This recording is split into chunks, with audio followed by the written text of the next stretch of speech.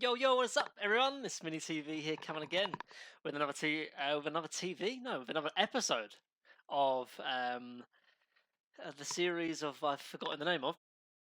Yo, yo, what's up, everyone? It's MiniTV here, coming up to you with another video. Today, have a bit of a treat for you. I've been playing on my main account because I've got my Smurf 6K, so I've been having to play a bit more of high tier pubs. Today, I have a hero that we've had crazy amounts of kind of changes from the patch, obviously, and obviously there's been another patch recently, the 7.27a patch, where it changed both Helm and Mud King Bar, just kind of nerfing them. Both of these really are very almost too strong, really. Hurts core IO. I know that core IO is like has a must for both of those items, but with both of them being hurt, kind of reduces those kind of heroes and the strength of those items in general. Um, but for the most part, like the heroes and the meta is kind of very similar. And today I was doing a hero that I really like as a position 5. Grimstroke kind of has a lot of what you want in a position 5. Has wave clear, has good team fight, has good gank potential, has a stun, and it works really well with a few heroes in laning stage, but also in the game as well. Plus, with the soulbind being a root, can really work nicely against some of those pesky elusive heroes, which is actually who I played against. In the game today. So, without further ado, guys, let's jump into it. So, guys, this is the game. Hope you don't mind the different map terrain. I just played it with it, just sort of strike it out. So yeah, I was playing the Grimstroke. I got the new set as well, and the new bundle, and I was looking a bit sexy, so I thought, I thought I'd swag it around a little bit. So starting off, obviously I ended up picking Grim like first because obviously now obviously before it was like there's a certain order in picking phases. Now it's normally the two supports pick, then the core on the off lane, and then the mid normally. Although I think in this game actually Slug got last pick, which I mentioned actually previously how I think actually carry having last pick is really nice, if possible. And our mid actually picked a hero that could technically be carry or mid, so it kind of shields that that last pick as well quite nicely. So to start off, obviously, I picked up Grim because it works really nicely with Clockwork. I didn't know he was going to have Slug at the time, and it's a hero that I'm really comfortable with, which I think is really important to know. I mean, you get a lot of people on YouTube saying, "I'll play this hero. It's broken. Play this. It's really strong at the moment in this meta." But I think particularly, in almost any bracket, but I think the lower brackets you go, the more important is to see if you're comfortable on a hero. Just picking a broken hero isn't necessarily going to make you win games. It's always better to play heroes that you're comfortable with. Not only because I think it'd be better for you in the game, but in the long run it's better as well. Because if you just play broken heroes, you never really improve at all. You'll just be good in that patch kind of thing because the hero's broken. So I'm quite comfortable with it. So obviously, even though I'm playing support, I still have to worry about items quite importantly. And in this game, I actually changed up my item build quite a bit actually from what I normally play with Grim, because of who I'm laning against. Your items will always depend on who you're laning against, who you're playing against in the game, for example, who threatens you. And in this sense, I'm playing against an Undying Rubik lane, which is, I think, definitely kind of uncommon and unconventional. And you'll see why it's unconventional how this lane goes. I think normally like Undying Rubik lane you would view it as really strong, and it is really strong. It's very difficult for my carry to farm. It's really difficult because they have great kill potential. We're very hard for us to kill them as well, so they threaten us quite a lot. But the reason why you won't see it in kind of pro games or even higher tier games is because it can be exploited, and this is what me and the Slark do in this game. But I started with a stick because I know that we're going to be spamming out a lot. Normally, I end up having maybe a Sage's Mast because I like to have mana to spam out. Obviously, I'm gonna have to secure range creeps because I'm playing with a Slark, can't do it. Same, whether you're playing position 5 or position 4, normally you want a hero that can secure range creeps because obviously it's really important so they don't get denied because they offer a lot of experience. Um, and yeah, and so obviously I don't need. What I'm trying to say is that I'll get more mana regeneration out of this magic stick than I would from the Sage Mask because I know that Rubik and Undying are going to use a lot of spells, so it's just value. Normally, you don't want to start with magic stick because it's not necessarily needed. You don't, and not a lot of the enemy heroes use a lot of spells in the first 1 or 2 minutes, but in this lane, I know they will. So thing here as well, like it was a small kind of position in play, but I know Undying was there. You don't want to be giving double decay up to Undying. Really, really important. So my mentality going into this lane, and I told the Slark as well that I'm just looking to kind of pull as much as I can, give as much experience to my Slark as possible. Because if we play this lane as normal and we'll be just trying to fight for CS every single wave, we're going to lose because Undying's going to be able to just whittle us down with Rubik, Fade Bolt in and stuff. So I want to make this lane as chaotic as possible because really in a fair matchup we should lose against Undying Rubik.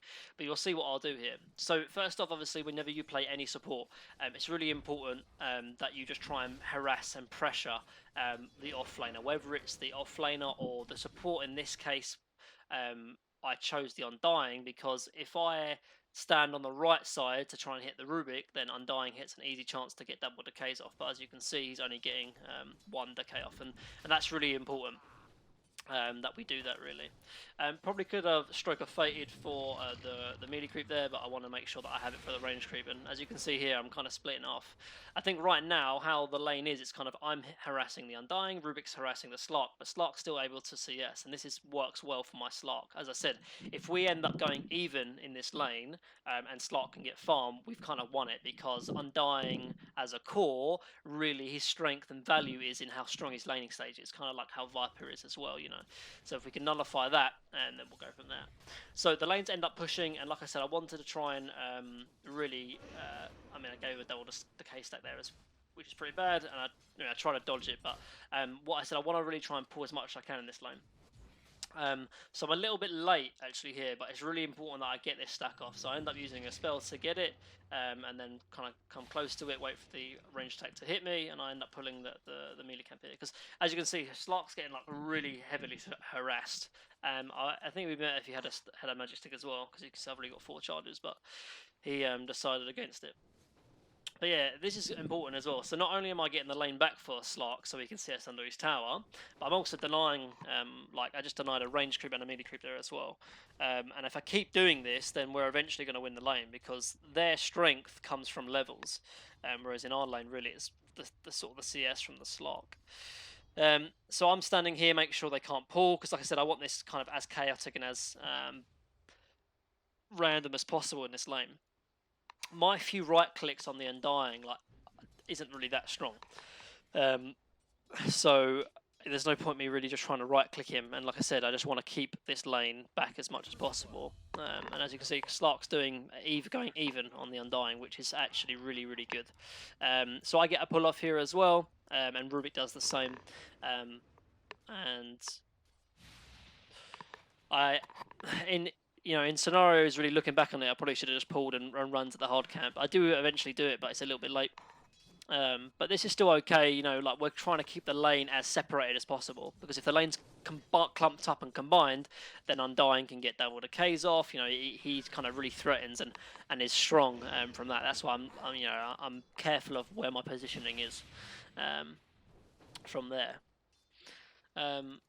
So again, I'm just running like the creeps back kind of thing, and as you can see, I'm like the only kind of real harassment and kind of threatening I do on the lane for the most part is really in the first minute or the first creep wave or two, because my main focus really is if I'm able to pull, because this Rubik isn't really threatening me or stopping me, I'm going to try and do it.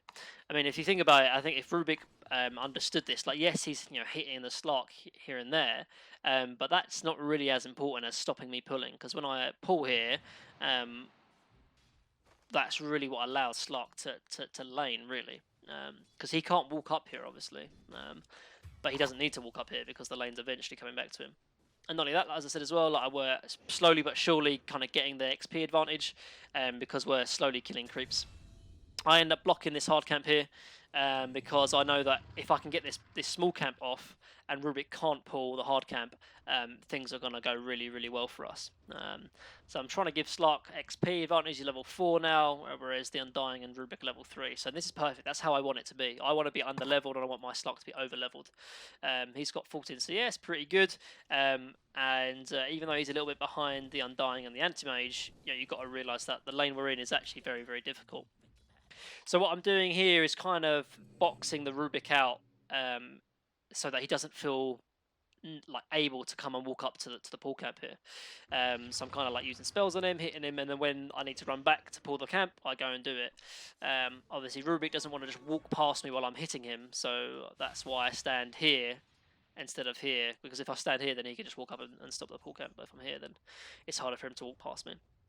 And again, Slark's just able to CS under tower. Like, I mean, he's taken a lot of harassment, but he's been buying regen. I've been giving him some of my regen as well. I still have a salve and Tangas for him as well. I try and pull this hard camp, but for some reason, this Satar Banisher is adamant that he's hitting this Rubik. But I think the range creep loses vision and decides to come back, which is fine. And again, Rubik's like harassing the Slark, but they really, the only way that the enemy team kills Slark is if he gets whittled down. But he's buying regen. He's smart about it. He has a stick now, so it's very difficult for them to really kill him, particularly if he has pounce available. Like the way we lose this lane actually is if we try and commit onto them and try and go on killing them, and then they turn on us because they have Tombstone, they have Decay, etc. So we're playing this smart really. We're just realizing, look, we don't need to go for kills here. Just wait, get a large experience lead, and then when the time's right, then we'll look to go and kill for him. But right now, this is fine. We're doing pretty good on else lanes. Well, Prophet's farming, Klink's farming. I get both of the bounty runes. I end up pinging the Undying here because I kind of thought that Rubik's making his way over to this bounty rune. So I think, right, okay, if Undying is isolated, maybe we can kill the Rubik. But luckily this ward see the Rubik here. And I just give Slark to the south, and so far everything's going good in this lane. Slark's farming.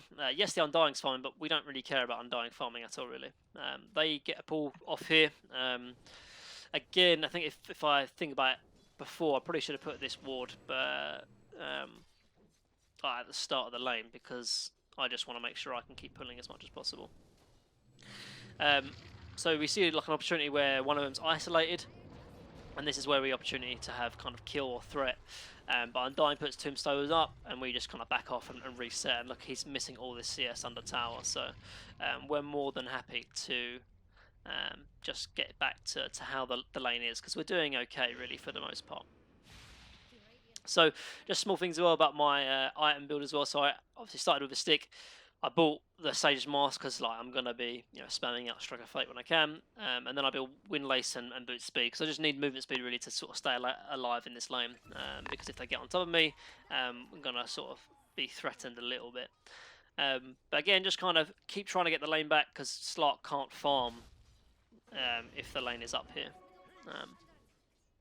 But I'm just denying the creeps at the moment. I'm keeping an eye on Slark as well. Like, if you see my player perspective, like, it's all on the Slark basically, and figuring out like where he's at and stuff. So they end up kind of pulling a range creep here, but for the most part, Slark's still able to sort of CS in the tower, so we're all good. And I'm trying to give Slark as much experience as possible as well, because when Slark gets level 6 in this lane, like, he doesn't really get threatened that much, almost at all really, because all they do is harass him. But when he has level 6, then all the harassment they do is going to be nullified completely, So again, just kind of keeping it steady. Again, keep trying to pull.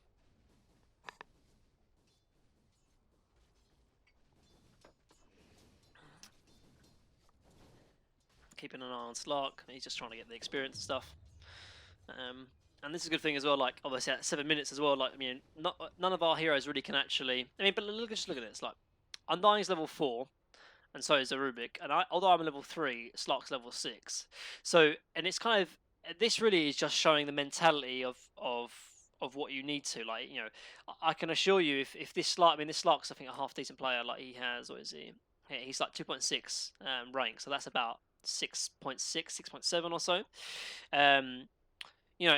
If this Slark was hell-bent on getting kills or trying to harass them and go for them, we'd be struggling here, because that's where Undying can really thrive. He gets double decays off, he's very hard to kill, we overcommit with Tombstone, and we end up dying because Slark uses pounce. But instead, you know, Slark's not really that adamant. Like normally, if you play a Slark versus a melee, you always want to be playing aggressive, using Essence Shift to get stacks up and stuff. But instead, we've just realised and identified the exploit and the weakness of really this combo.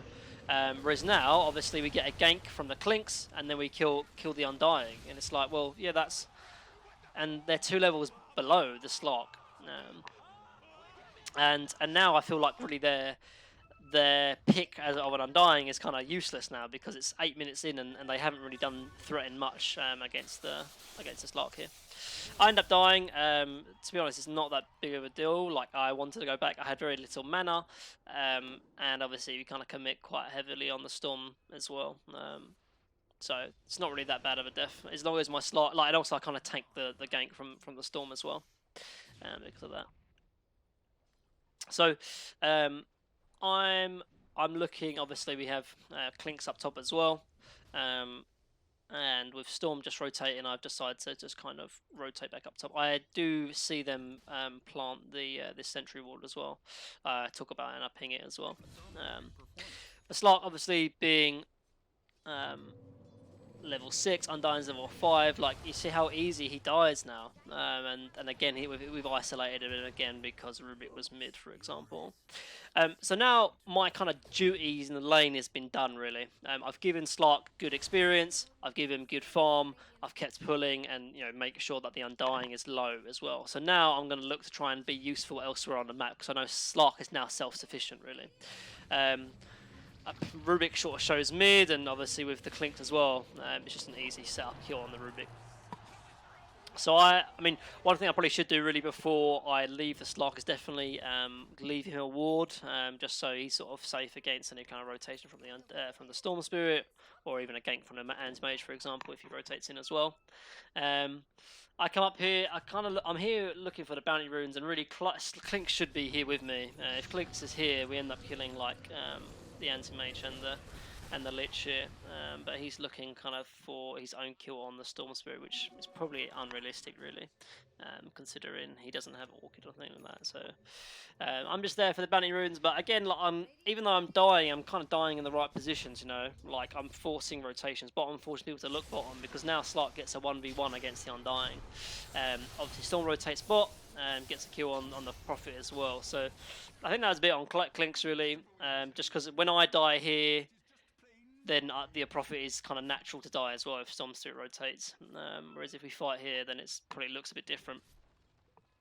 So I have a TB available now, but again, the worst thing I can do is TB top really, because if TB top, like I'm doing nothing. Like the laning stage is kind of ended now for the most part. My camps are blocked anyway, so there's no point me being back there. So I just run bot, because if I need to be mid or top, I can. And in this case, I walk bot. See, there's a big catapult wave. Prophet TB's in as well, but obviously didn't know that. And I defend mid tower from the pressure from the catapult. They kind of go on the Prophet there, and I'm just kind of set up to protect him. So obviously, in terms of items, I'm going to be super mega poor for the most part. So I'm not going to even have a chance to really buy arcane boots. And most position 5s end up always going tranquil boots, and so I'm just like, I have the Ring of Bassi, I'm going to ferrying out loads and loads of clarities. The most important thing for me really, so that my Clinks can have a good game, is just make sure I'm buying and having lots of good vision around the map really. So sentry wards to make sure that Clinks can walk in undetected as he is, and to make sure that obviously Slark feels safe as well, so having kind of vision of where the Storm is and yada yada yada. And that's kind of what I mean to be doing right now. I'm playing with my playing away from my Slark, playing with like my Clinks. Obviously Prophet dies mid.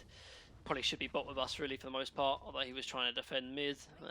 But we're gonna trade out bot, or try to anyway, because we have Clinks.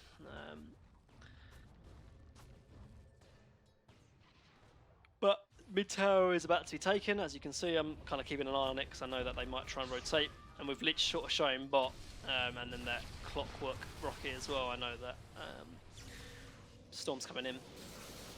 I end up dying.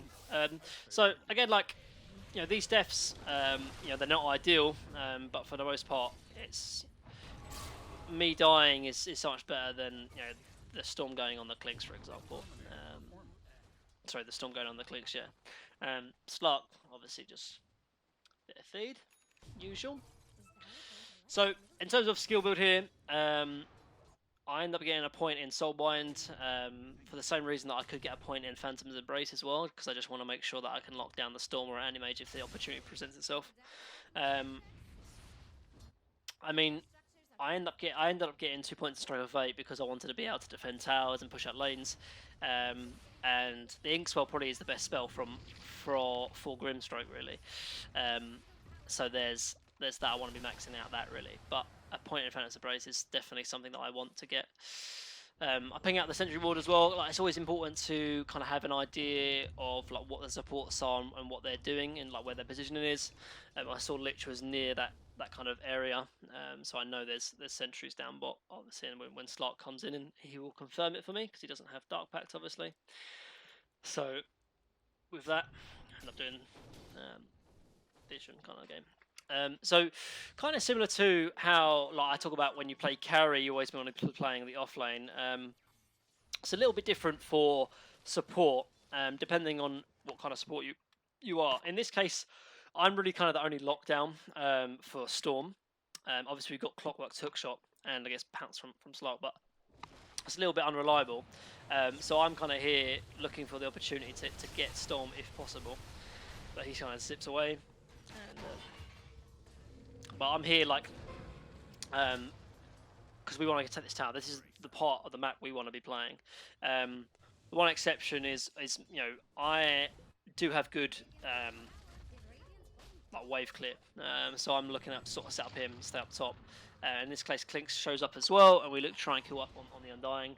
Obviously, I do get a point in the Phantom's Embrace as well now, so that if Storm or Animage is around, we're always ready to set something up on him.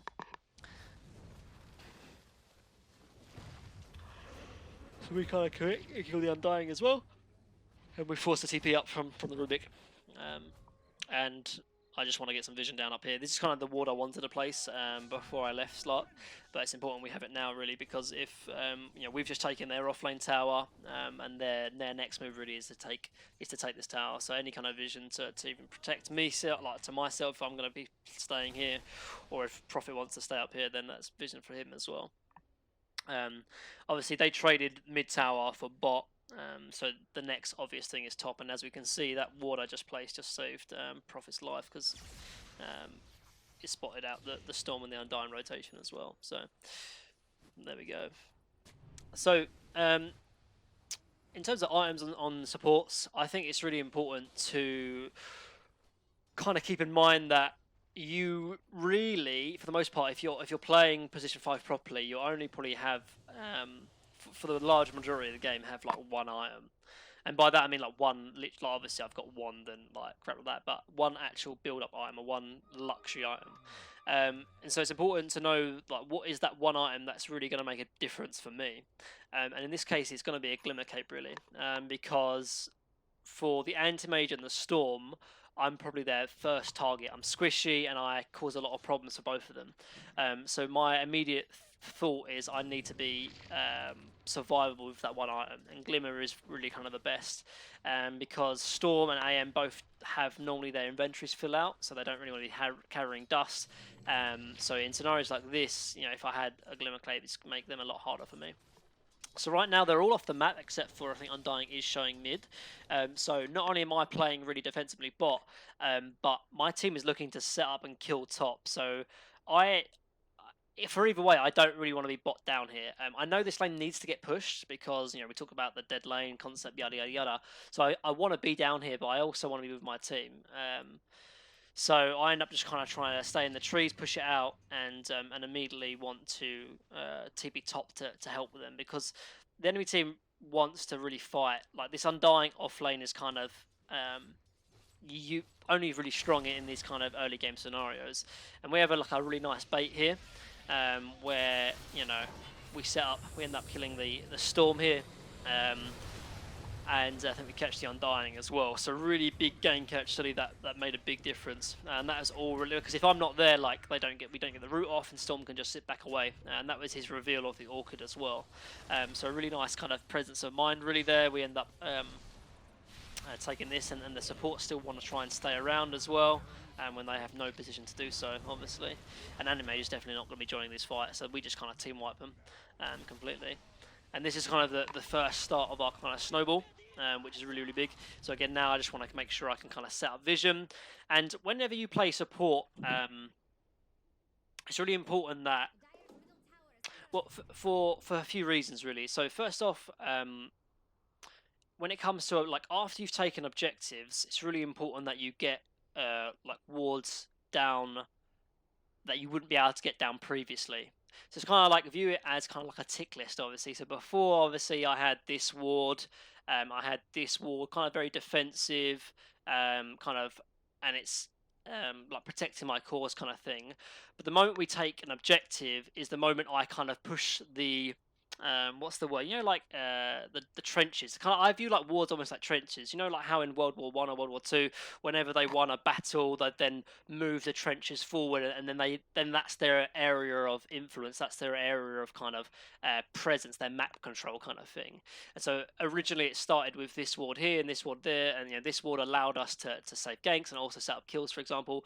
And now this tier 1 tower's down, I can then push forward and get more aggressive wards down, like this ward on the high ground and this ward in the mid lane as well. And it's kind of a methodical kind of way of warding. Like I can't really get these wards down safely without this tier 1 tower, and obviously it helps that everyone's dead as well. I could perhaps do this, but it would require a smoke, and it might be obvious, and it might not be as useful as the wards I've placed already. But now we've taken that objective, that's when you want to kind of keep progressing the wards kind of thing. I see it so many times where supports, get an objective and they end up placing the same wards that they've done previously kind of thing. Whereas now this gives us kind of pens them in their base, can see them when they rotate out, allows Prophet to farm this camp because he feels a lot more safer. It's all just kind of enabling the cores to play their games, and that's kind of what vision and wards are all about kind of thing. They look for a setup kill on the anti-mage, and again we're just kind of slowly but surely trying to pen them in their base. Obviously they're playing in their part of the river. I end up just kind of glimmering. I finish my glimmer now, and I'm just kind of looking to play as far back as possible, but within reach of my team. And another thing that I think is really important when you're playing support is too many times I think supports get too greedy with their item build, and that really impacts their vision. Like I think all you should really realize at this time. So I'm not with my clockwork, so I can't really save him with the glimmer. But we end up getting a D ward here on the sentry at least. Is that right now I've bought my glimmer cape, and my mentality is that okay, that's my one item, and now I can kind of play Dota now basically, because I can use my spells and not be afraid of just dying instantly, fall to nothing from the storm. And then because of that, I just spend all my resources onto vision. And it only takes really watching a couple of games of pro games for supports to realise that actually how much they prioritise vision. Because, yes, I could be building into a yours, but what does that really do? Like the vision game I've allows my team to kind of carry me kind of thing. And probably the best tip and advice I could give to any position 5 on any real bracket, but obviously I know it applies a lot more into lower tiers, is that just be buying vision. Like you see, I'm literally just buying bunches of different sentries and stuff, and that sentry ward we saw the storm pick up the invis, and we're getting kill after kill, and now that wards give so much gold and experience. I got 181 gold there, so it's like more than doubles the amount I'm buying on wasting on sentries. And it just, like if you look on the perspective of the Lich here, like he feels so threatened. Like they have no wards on the map. Like look how they're having to play so differently because they have no control. They have no map control. And a large part of that is from the vision that I'm kind of committing my resources into.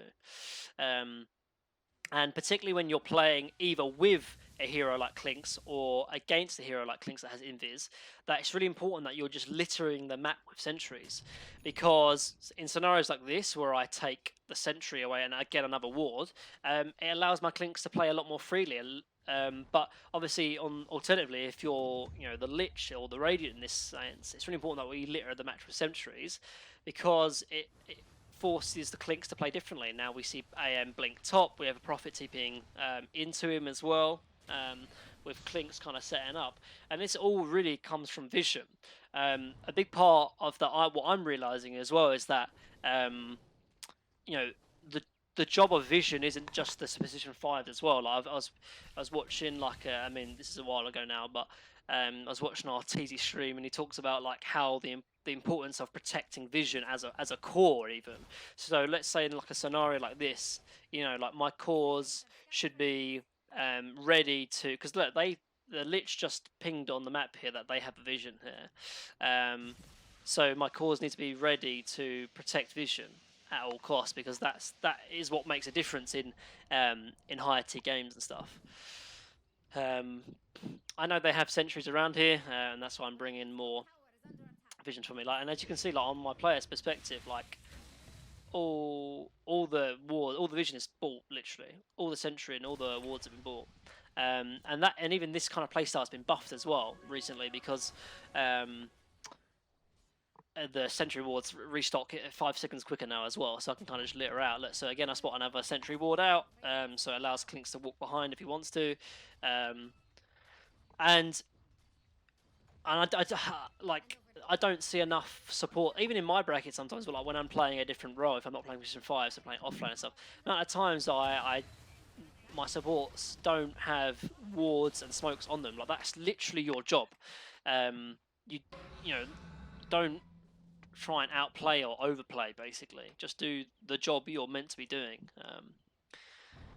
enabling your cores, basically, and that's what I'm doing. And it just makes the enemy team a lot like they're restricted their map. They have very little farm, and as you can see, like the only people really farming on the enemy team is still on an anti-mage, and there's a also even liar than me, who's just spamming sentries everywhere.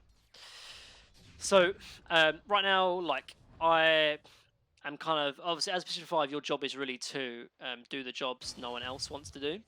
So if that means obviously warding being a big one, but also kind of like pushing out waves, and obviously I'm playing with my team whenever there's a scenario. Like, because of how the game has gone, the enemy team are like so stuck in their base so much so that they're looking, or they will want to try and set up a fight.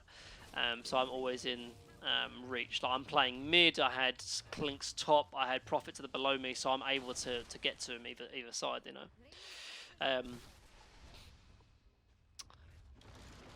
And talking from experience as well, like playing an anti-mage with very little vision or information is just very difficult, because like right now he has information that we're all mid, so he can pressure top. But before that, like, he doesn't know where Clinks is, doesn't know where the clockwork is, doesn't know anything really. So it's very difficult for him to really do anything. In this case, obviously, Slark shows top, anyways, just gets away. So yeah, so right in this case scenario, obviously no one was pushing mid or clearing the mid creep wave, so that's my job, particularly because it's Clockwork doesn't really push waves, so it's important that I do that. But again, I just kind of want to be in a position where, like right now, like we have a ward here and a ward bot,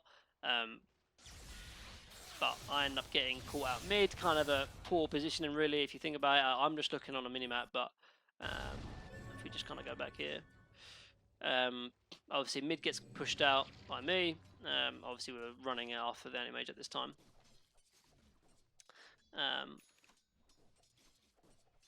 But let's fast forward.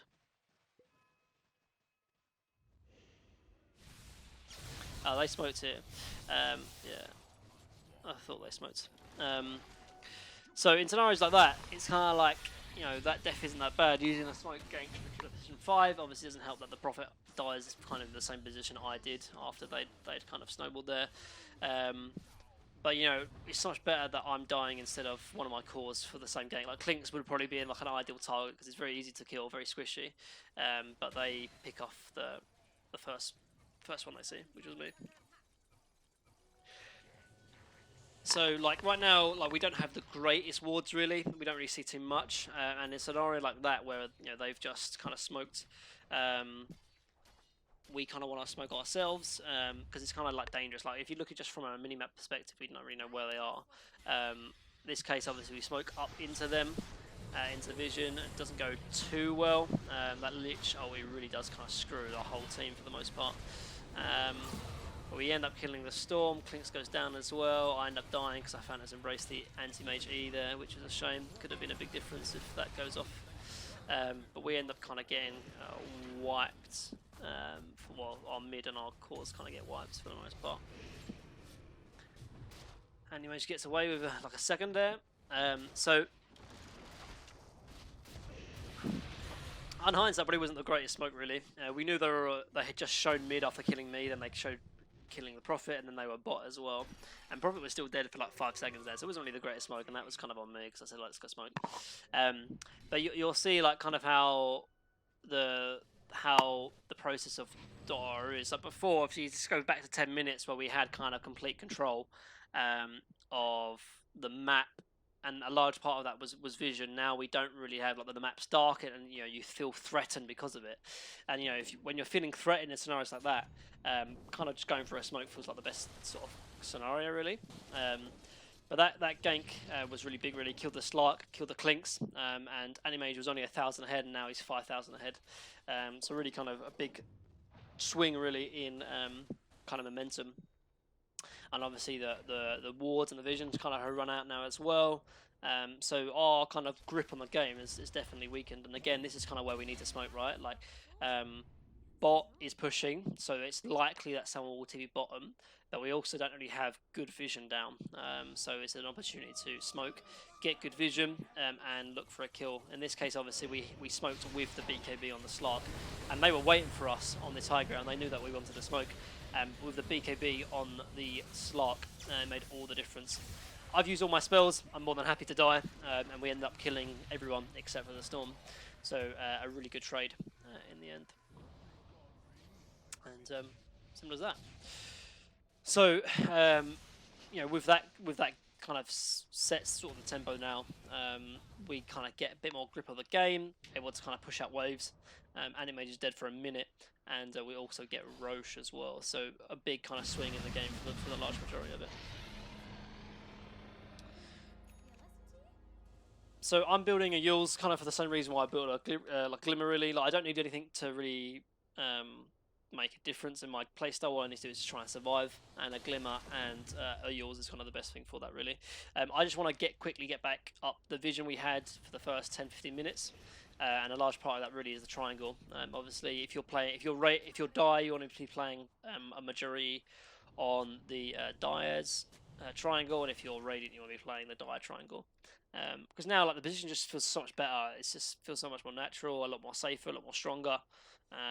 Because of where the waves are as well. Waves are pushing in, and we're all kind of a lot closer together as well. So again, I'm just kind of doing my duties.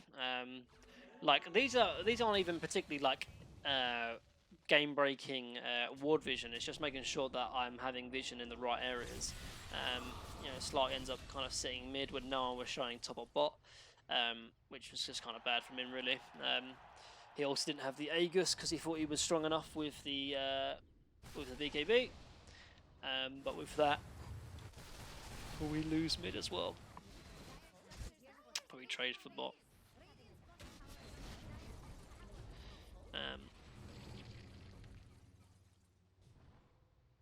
I have a tier 1 item for a long while, even though there's a telescope sitting in the base.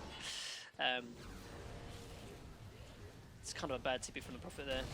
Animage just lives on like a couple of HP. If Prophet had a better TP there, he would have died. But alas.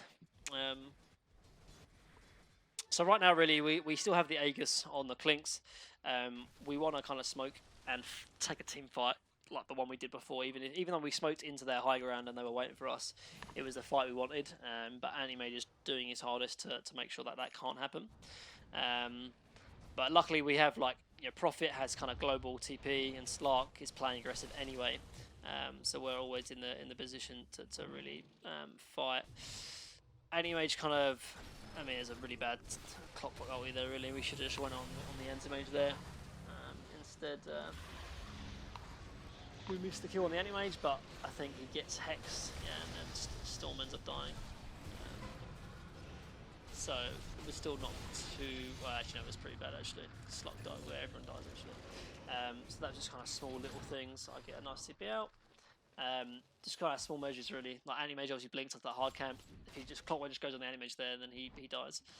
Because we had clinks with Hex there. So it's just funny that I know that, because being an Anti-Mage player, I know like if Grim, obviously this is me, if Grim uses Strike of Fate, I'm just gonna blink on him and kill him.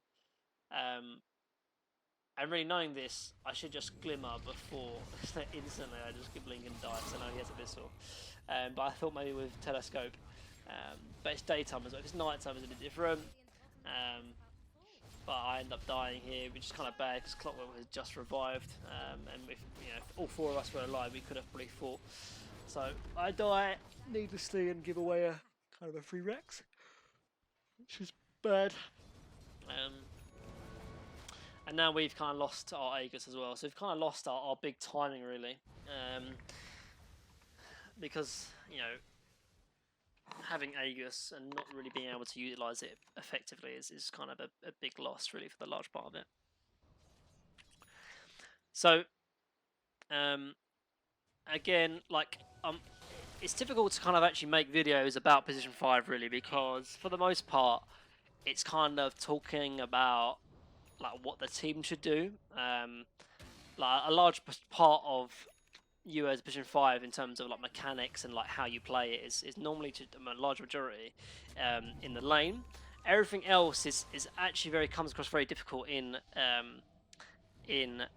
like kind of these videos here, because like when I played this game about 40 minutes ago, and it was a really tough and intense game, and like you're thinking loads and stuff, but it's hard to really kind of get that across on a replay. But a large part of it really is just kind of as reading the minimap as a Position 5. So like I'm warding before like an engagement, and being careful that like the spells I get off are on critical targets. So in this case, obviously, make sure I'm soul binding the Anti-Mage. Obviously, doesn't link onto anyone until Undying comes and helps us secure a kill on the Anti-Mage, which is nice of him. And yeah, so and a kill on the Anti-Mage is huge because it just gives us map control. When Anti-Mage is alive, it's very difficult for us to get it back because we don't have the same kind of wave clear as him. So again, I'm the one normally designated to be pushing out waves no one else wants to do. Clinks is looking for kills, Clockwork can't do it, and Slark and Prophet are both pushing top. I mean, Prophet could be TVing bot and pressuring in bot, but seeing as it's quite close and Storm's off the map, there's not much you can do, I guess. But again, I'm just like spamming vision continuously, because in a game like this where it's very close, initiation is key. Like whether it's the Anti-Mage blinking in or the Storm jumping in on us, or we get the jump with the Clink's Hex.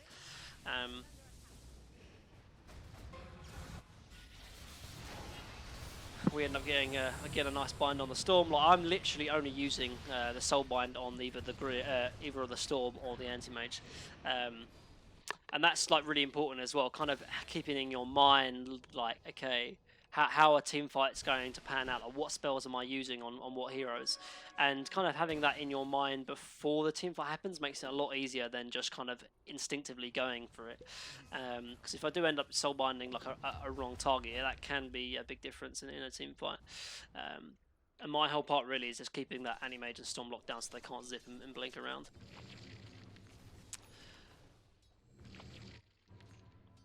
So again, I'm kind of just pushing up mid. It's also like I'm like the safest person, or I'm the least valuable person to do it as well. Because if they smoke in and kill me, you know, I have buyback.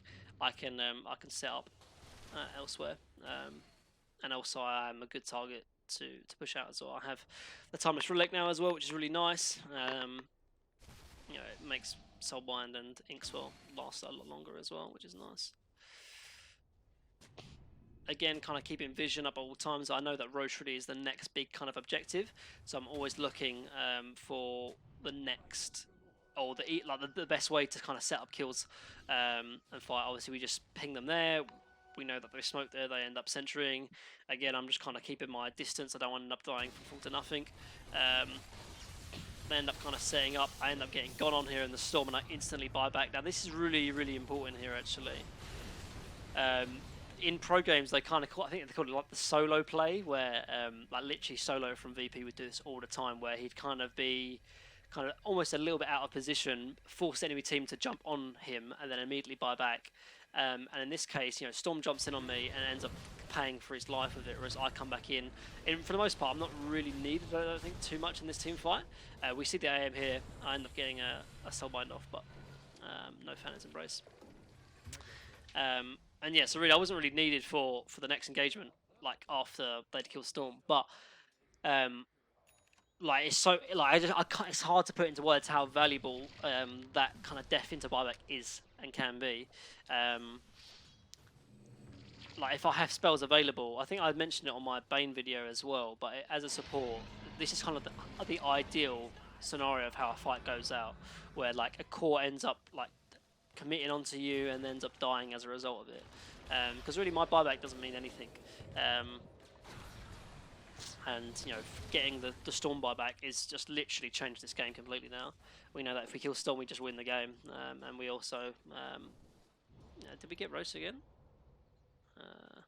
Yeah, we did. So, yeah, so now this game is kind of fully in our control, really, for the large majority of it.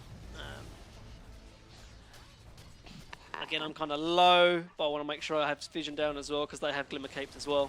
So I'm just kind of keeping up, staying right at the back. Again, if Storm jumps on me, hopefully we end up dying here. I end up just smoking out because we want to get kind of a clean escape, really. And we don't have the greatest vision, really, on them, so... And they had already just bought back on the Rubik as well, so we just kind of reset him.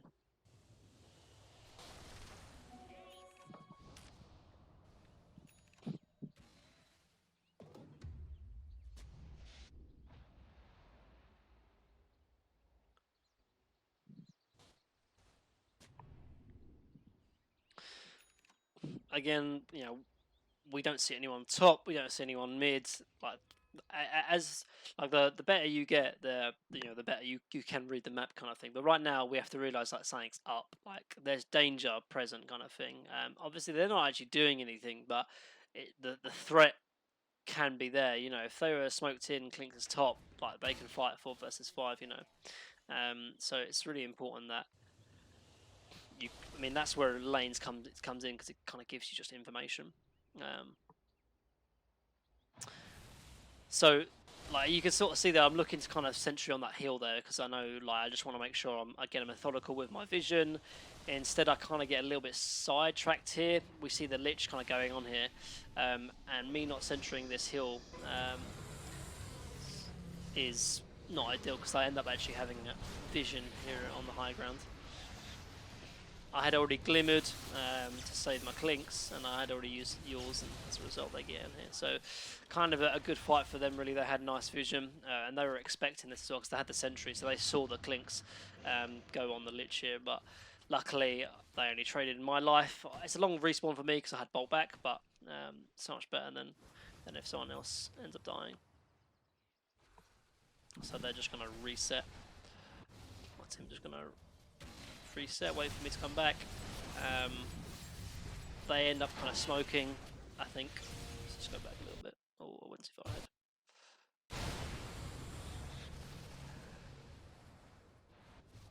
Yeah, Prophet shows top, and immediately kind of what I talked about before. I mean, when we see that, like, if we just see, yeah, went too far back again. The moment we see this is the problem, when we need to realise something's up, really, because there's a courier flying right toward us. And with Prophet being top, obviously, they end up kind of setting up.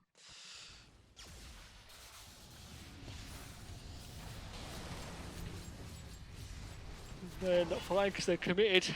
I mean, we still had Aegis on the Slark. Luckily, they only lost the Clockwork. It's actually a really good fight for us, actually, considering how bad it could have been. Like, they could have all just died there. They fought 5 versus 3 for the start of it, because Prophet was top. And that's just kind of knowing the, key moments like that can honestly change games, really. Because if they all die there, like, we could just lose the game instantly.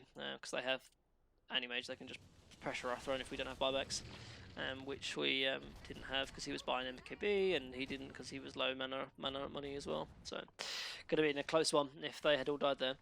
And that's where really kind of vision and kind of cohesion with a team is really important, particularly in these kind of low tier games. In this case, they get really aggressive in the sense that Storm is back at base and they're pressuring a tier 2 tower, and this is kind of the moment we win the game, really. Because we end up killing the Anti-Mage. Slot just loses Aegis there, really, which is a bit of a shame. But I think we end up catching the Storm as well in a bit. I think he ends up trying to commit onto the Prophet, but he ends up dying. So, and we know he doesn't have buyback. So that's when the Gunner game gets like particularly very, very easy. And yeah, and it's like I feel maybe less so in like higher and lower tier games, because games are kind of back and forward. But in these high tier games, like, it's those kind of snapshot moments in these team fights where any kind of advantage or disadvantage your team can have, whether we have the numbers advantage, for example, can be the difference in really winning and losing these games. And it's that's how these team fights where we end up just coming out ahead is they're very close margins, and yet they're the moments that actually make a difference. Doesn't matter particularly if I got that last hit under tower or not. It's these moments that make a big difference. We end up sort of wiping their supports after their mobility heroes like Anti-Mage and Storm had kind of committed. Storm dies again, he has buyback this time.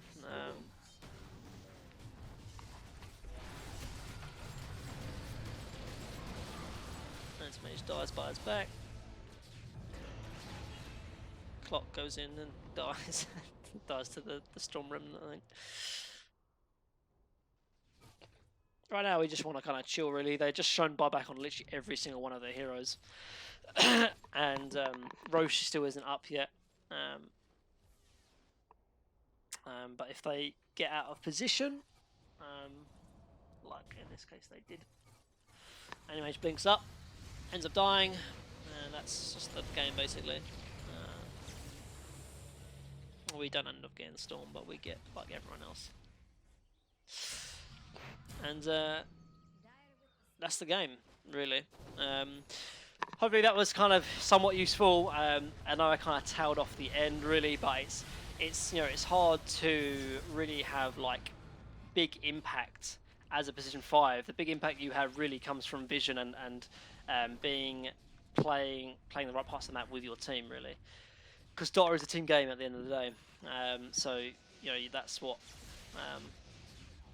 You don't want to be the detriment. You don't want to be the one hero, playing away from your team and giving the advantage to the enemy team even after all this large lead you've had, kind of thing. Clinks ends up dying, I think, to the Storm, but ends up buying back.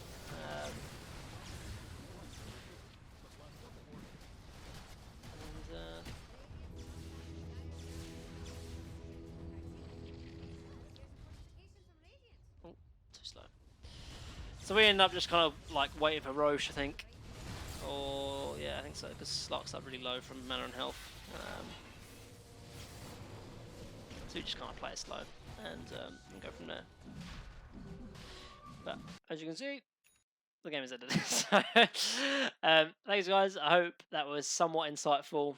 Maybe like I'll have another one, or I'll get better understanding of how to make these videos for support, because it's kind of a lot more difficult and different than other cores and stuff. So with that's being said, guys, see you later. Keep on grinding. Peace.